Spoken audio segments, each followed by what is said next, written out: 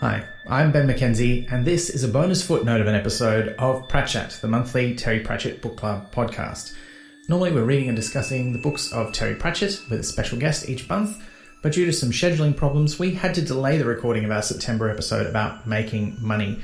I was hoping we'd still be able to get it out during the month, but it's just not going to work out, so we've had to push that out to October. And so to tide you over, here's a little mini episode just to make sure you know what's going on. I thought it'd be nice to put something in it rather than just release an announcement that an episode's going to be late. So I did ask if any of our subscribers had suggestions over on our Discord and in our coffee. And we did get one idea. Subscriber Ian, thank you very much, asked if I would talk about my favorite book cover from all the different editions of the Discworld. So I am going to chat about that. It's a very visual topic for a podcast, but I think it'll be fun. And I also thought it's been a long time since we discussed going postal. So rather than you having to go back and listen to that whole episode, I've also prepared a little recap of that book in case you want to have that context going into Making Money, the book where Moist returns. But let's talk about book covers. Now, I refuse to pick one favorite. That's too difficult. And my collection is quite eclectic. It's mostly the Corgi paperbacks, but I do have some hardcovers. So I've got some of the letterbox ones from when I was buying them as they came out. I've got a first edition of Small Gods in a hardcover, which is basically the same Josh Kirby illustration as the Corgi paperback. And then I've got some of the collector's library editions and a few others, including, I think it's the gift edition, actually, of the Tiffany Aching books. I managed to get all those in the same edition, and that is quite nice. I do like those quite a lot. But what are my favorites? Well, I am quite a fan, as I've said on the podcast before, of anything where we get to see an alternate illustration of some of the characters we know really well. So while I do have a few favorites by Josh Kirby and Paul Kidby, a lot of my favorites are other ones. And now look, I might not remember the name of all the artists. I'll try and look them up. And I'm not going to get time, unfortunately, to source images for all of these covers, but where you can find images of a lot of them are on the L Space Wiki. I'll put a link to that in our episode notes as well. Most of the entries for the books there have a little gallery of different covers.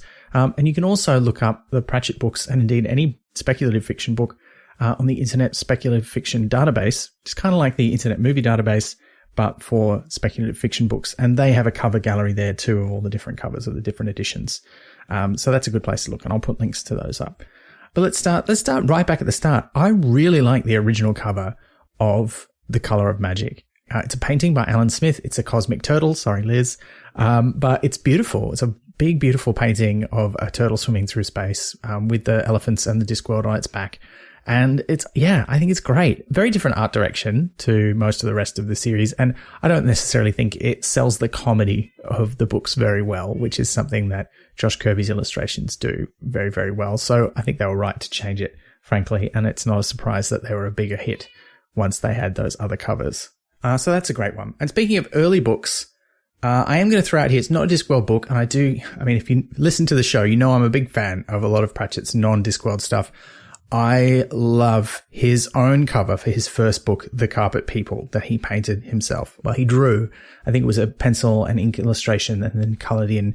I'm not sure what he used to color it in, actually. I have to find out. But it's beautiful. I think it's great. And I really love those illustrations.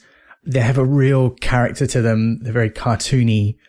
You wouldn't get away with that kind of a cover now so much, although there is a more recent edition that does include some of his illustrations in the modern revised text of the book. But I do really like the original cover. I think the illustration on it anyway, I think the cover design, it minimizes the illustration a little bit. It's a little bit too small, but otherwise I think that's really great. I will do a shout out to the new paperback edition designs by Leah Nichols to go from the very start to the very latest. These ones are the recent ones that have come out where they have a sort of unified design. They all say Terry Pratchett in the same font. They got a similar kind of design across the whole series, but then each sub-series has its own kind of color coding and font for the titles. Those are pretty good. They're not my favorite, but I think they do a good job of unifying it. Again, I don't know that they sell the tone of the books super well, but I think they would get a fantasy reader into them. So I think they serve their purpose. And it's nice to see an edition of the book with the same covers across the pond. So they're the same in the UK and the US and in most English-speaking countries. I think now. So that's nice. My absolute favorite of those is Moving Pictures, though. Really good. The standalone ones are a bit more their own thing than the other ones that are part of a series, but I think Moving Pictures is a wonderful cover. So well done, Leo Nichols. And it reuses, actually that one doesn't so much, but a lot of them reuse art by Paul Kidby of various characters and places in subtle kind of ways. They're not front and center. So it's interesting. It's an interesting sort of, mix of things. Speaking of Paul Kidby, I should mention my favorite works of his are mostly the ones he's done which are recreations or reimaginings of paintings. So I really love the cover for Night Watch, which is if I remember rightly, the Rembrandt painting. Amazing. And I still love the detail that in the back where the original painter put himself in, he put in Josh Kirby, who had recently died. And I thought that's just very touching and beautiful. But I really like that. I actually really like the original cover of Going Postal, that kind of parody of the Star Wars poster. But I think my favorite one is probably the original Science of Discworld cover, which is also my favorite Science of Discworld book. But the cover, which is based very closely on a historical painting of a science experiment. It's just, it's so good. I really like that. Whether or not that's the best book cover, I don't know, but I really love that illustration. And I also want to shout out to less so the front cover, although it is a great front cover, for the original hardcover edition of The Last Hero, which has Cohen on the mountain. I really love the back, which is like looking over Leonard Duquesne's shoulder as he's on the moon looking at the disc. It's beautiful. I love it. So those are some of my favorite Paul Kidby ones. And Josh Kirby also should get a mention. I think my favorite of his are probably Eric and Small Gods. And when I say Eric, like the original Eric, like the big format one with the death and the demon and stuff on the front cover. I think that's kind of cool. But I think my absolute favorite of Josh Kirby's covers is Reaper Man. Like that's that iconic image of death under the tree next to the wheat field. It's great. I think that's easily my favorite Josh Kirby cover. Yeah, so good. All right, what else? What else do I really like? I really like the comic book version of Small Gods. That's kind of fun. It's mostly just the words Small Gods, like they've been sort of hewn out of stone, and then the little cartoon brother standing on top. But I like that version of the character, so I think it's pretty fun. I like that a lot. And there's Om falling from the sky, of course, which is as a tortoise, which is nice. So that's good. I like that. I like the 25th anniversary edition of Hogfather. This is the one with the introduction from Tony Robinson in it. It's a picture of the Hogfather's sleigh flown by death over Ankh-Morpork. That's really, that's nice. I like that one. It's a little bit stylized as well. It's good. It's a good modern cover.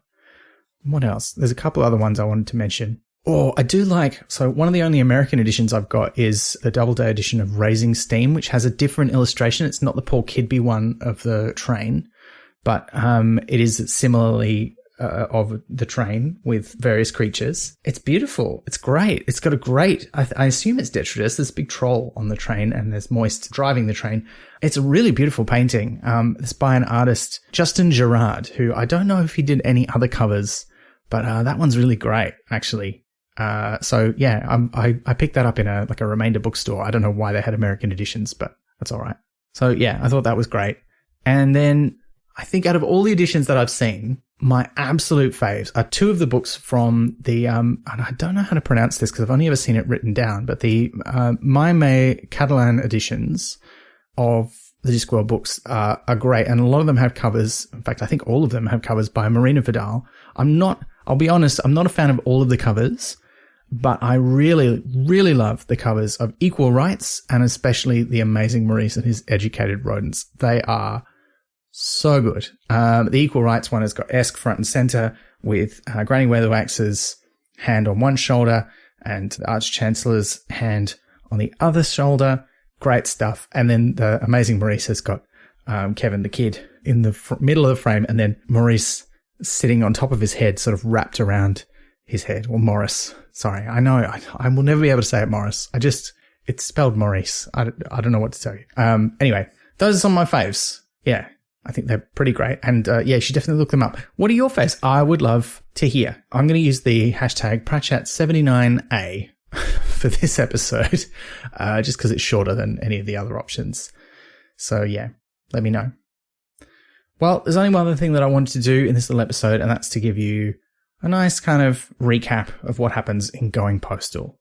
So, previously in Ankh-Morpork, Uberwaldian conman Moist von Lipwig, currently going by the name Albert Spangler, is finally caught and hanged for his crimes, but only to within an inch of his life.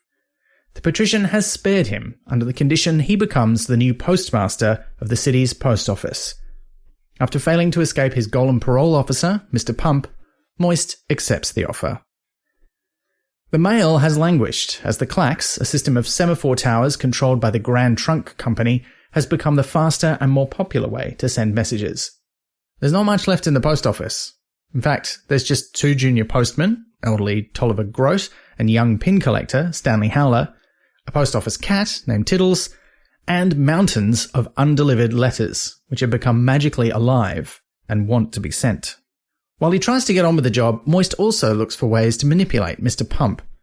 This leads him to meet Adorabelle Deerheart, the chain-smoking, stiletto-wearing human manager of the Golem Trust, an organization which helps golems earn money to buy and free other golems. Moist is instantly smitten with her. Moist turns the post office's fortunes around by delivering the old letters, exploiting advanced warnings of Clacks outages from an anonymous source, and inventing postage stamps, which become a sensation. When the elderly postmen who come out of retirement are injured on the job, Moist hires golems from the trust and learns Adorabelle is being helpful partly because she hates the Grand Trunk Clacks Company. It turns out the Grand Trunk is run by ruthless businessman Reacher Gilt, who has destroyed or bought up his competition and turned the company into a monopoly, and he's running it into the ground to make an immense profit for himself and his wealthy business partners. Vetinari hasn't been able to stop him because it's all seemingly legal. At a hard-won dinner date, Moist learns that Adorabelle's hatred of the Grand Trunk is familial. Her father invented the Clacks and founded the company, but was taken advantage of by Gilt, who forced him out and left him bankrupt. Her brother John tried to start up a rival New Trunk company using more advanced Clacks technology, but died under mysterious circumstances. Killed, though Adorabelle can't prove it, by Gilt's personal hitman, a feral banshee named Mr. Grile. Tipped off by his psychic connection to the unsent letters, Moist saves his staff and the post office cat from that same Mr. Grile, but not before he sets the post office on fire and it's badly damaged.